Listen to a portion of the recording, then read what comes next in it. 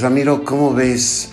¿Qué debe hacer el gobierno, el próximo gobierno, para salir de este problema, de esta crisis económica que se dice que va a acarrear al menos en los siguientes meses, en los siguientes años?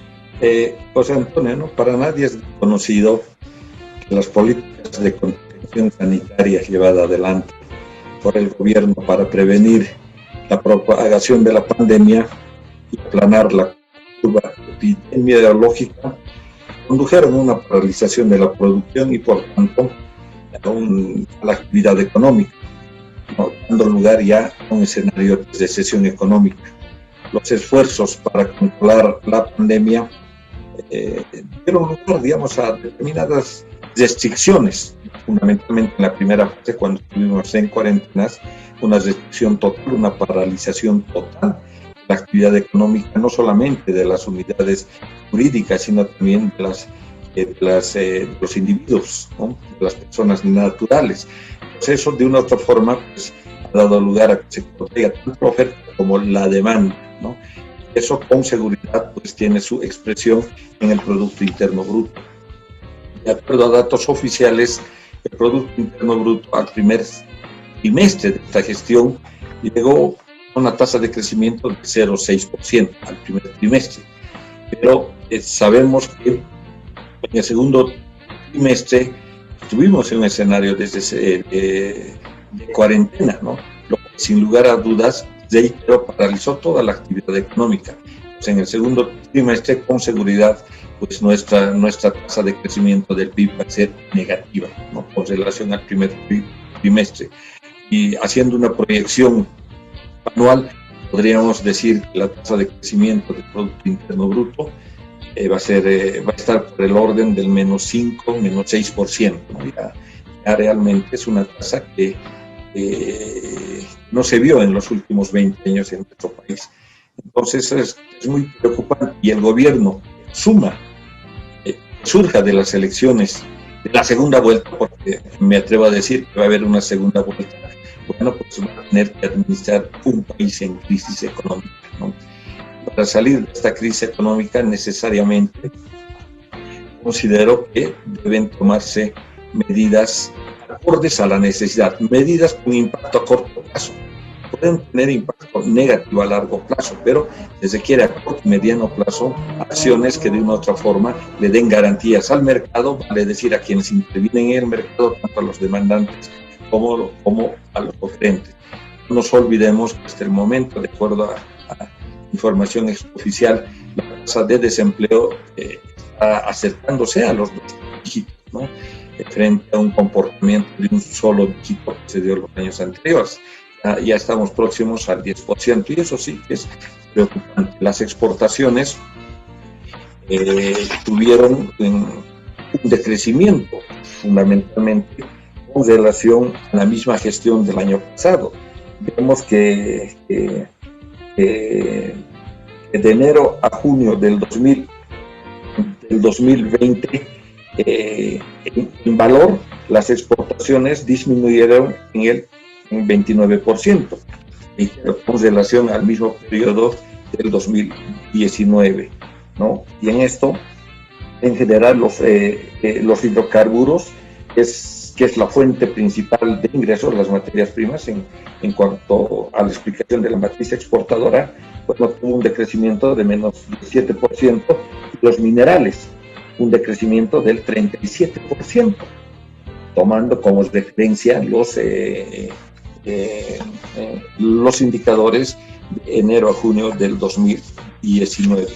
En esta línea, pues es importante ver que el Producto Interno Bruto tiene que ser, digamos, un indicador de una otra forma tienda al crecimiento, porque si crece el Producto Interno Bruto, con seguridad vamos a solucionar problemas de déficit fiscal, con seguridad que vamos a solucionar problemas de las reservas internacionales netas, vamos a solucionar problemas de ingreso de las personas, tanto jurídicos como naturales, vamos a solucionar problemas de empleo, y vamos a abrir, digamos, el escenario de manera positiva para las otras variables, no solamente económicas, también de carácter social. Entonces es importante ponerle atención al Producto Interno Bruto, ¿no? El déficit fiscal, las reservas internacionales netas, ese comportamiento contractivo, el desempleo se explican fundamentalmente a partir de la reducción, reitero, del Producto Interno Bruto.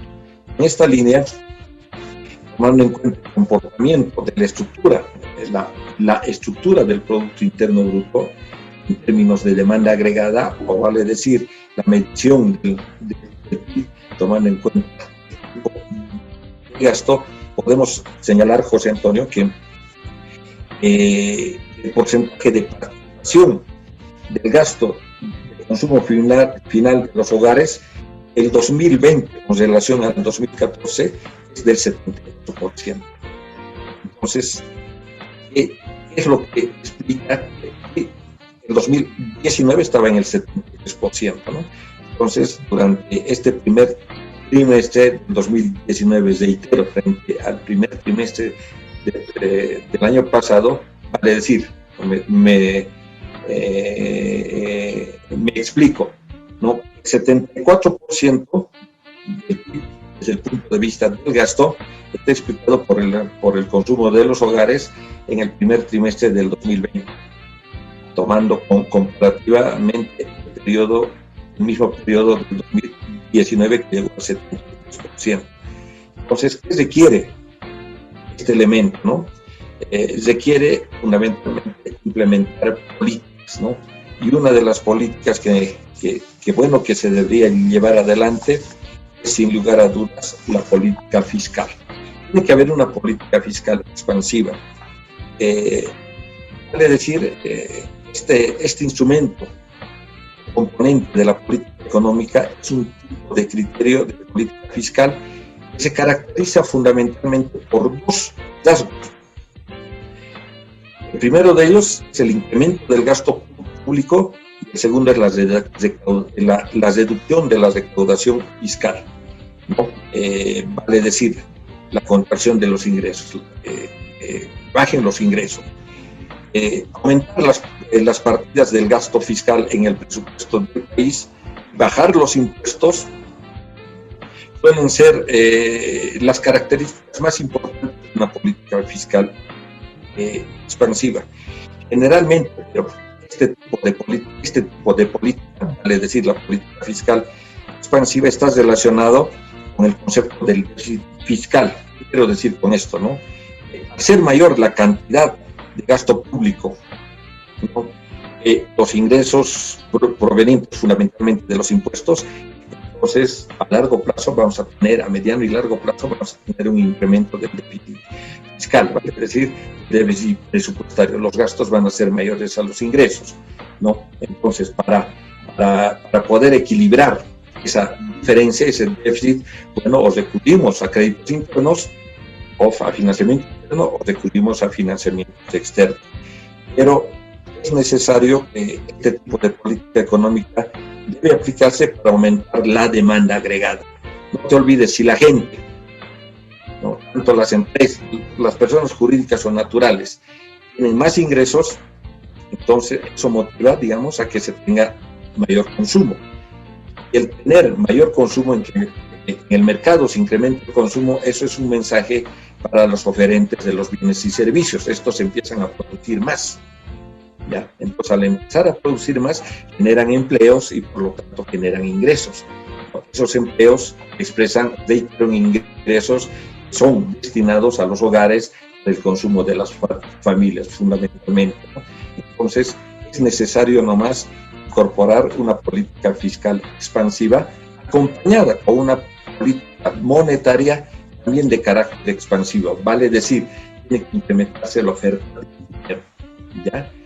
Con tasas de interés flexibles, por un lado, y por otro lado, con condiciones crediticias que sea accesible, no solamente para las empresas, independientemente también si son grandes, medianas o pequeñas, no también créditos orientados al consumo de las personas con la finalidad de impulsar el crecimiento de la demanda agregada. Y un elemento complementario a la política fiscal, al margen de la parte impositiva, son las transferencias. Vale decir, los bonos que el gobierno ha otorgado, efectivamente ha dado lugar a que la gente cuente con recursos para entrar al escenario del consumo, ¿no? Entonces los bonos tienen que seguir constituyéndose en una instancia para poner dinero en manos del público, para hacerlo más sencillito. El Estado tiene que proveernos recursos, ¿ya? ¿Cómo nos provee recursos el Estado? A través de bonos, a través de la reducción de impuestos. No, si yo tengo que pagar el 25% del impuesto a las utilidades, pero las empresas requieren capital para poder mantener mínimamente su capacidad productiva, entonces que me rebajen el impuesto. Yo voy a tener ahí un porcentaje que lo voy a poder utilizar, digamos, como capital de trabajo, por un lado. Por otro lado, además, ¿cómo incentivo el consumo? Pues en algún momento manifestó José Antonio también flexibilizar la tasa efectiva del impuesto al valor agregado. En este momento la tasa efectiva del impuesto al valor agregado es el 14.95%, no es el 13%, ¿no? Entonces también jugar con esos instrumentos de política fiscal orientados a reducir, digamos, el impacto del impuesto, porque el impuesto a la final se constituye un instrumento que te quita dinero a las personas de su bolsillo para que el Estado tenga fondos orientados al funcionamiento del mismo Estado, ¿no? Entonces son dos instrumentos que desde mi humilde entender deberían aplicarse en términos expansivos, tanto la política fiscal como la política monetaria. Efectivamente, ¿no? La aplicación irrestricta de estos dos instrumentos a mediano y a largo plazo tienen determinados efectos negativos, como uno de ellos sería el incremento del déficit fiscal. En este momento, en la gestión del 2020, el déficit fiscal va a bordear, estimadamente hablando, va a bordear el 14%, puede ser un poco más o puede ser un poco menos, ¿no? Entonces, pero se requiere ya no más para que empiece a funcionar el motor de la economía, que empiece a circular dinero y empiecen a actuar en el mercado las fuerzas de la oferta y las fuerzas de la demanda con el apoyo del Estado a través de estos instrumentos de política económica.